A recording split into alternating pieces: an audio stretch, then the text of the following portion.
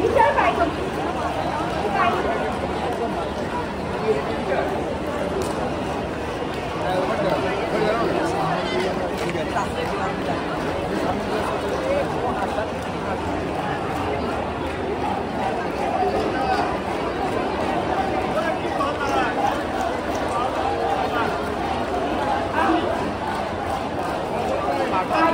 এই ঘটনাটা যেটা হয়েছে, মেয়েটা মারা গেছে বলে আজকে আমরা সবাই এখানে জড়ো হয়েছি এবং সবাই মেয়েটার প্রতি জাস্টিস চাইছি। কিন্তু মেয়েটা বেঁচে থাকছে কি আদৌ এত সহজে মেয়েটা জাস্টিস পেত?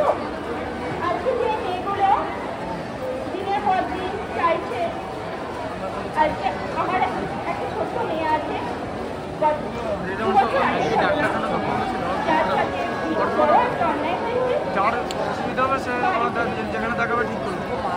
আমার বাড়ি ছোট নীলপুর, আমার বাড়ি যারা চিকিৎসা করছে তোমার যদি ভাগ্যে থাকে চিকিৎসা তোমার ট্রিটমেন্ট হবে নাহলে হবে না, তাই না? তাতে কিছু করার নেই। আমি তখন থানায় যাই, থানায় দ্বারস্থ করি।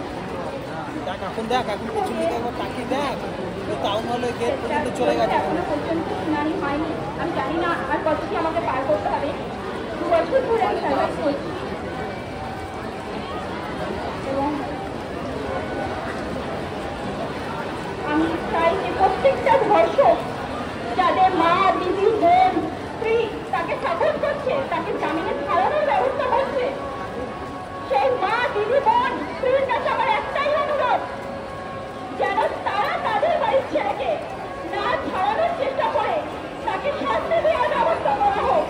এবং আমার কাছে যারা প্রতিনিয়ত এই কেস করার জন্য এবং আমাকে বিভিন্নভাবে তারা বারবার যাচ্ছে, আমিও বারবার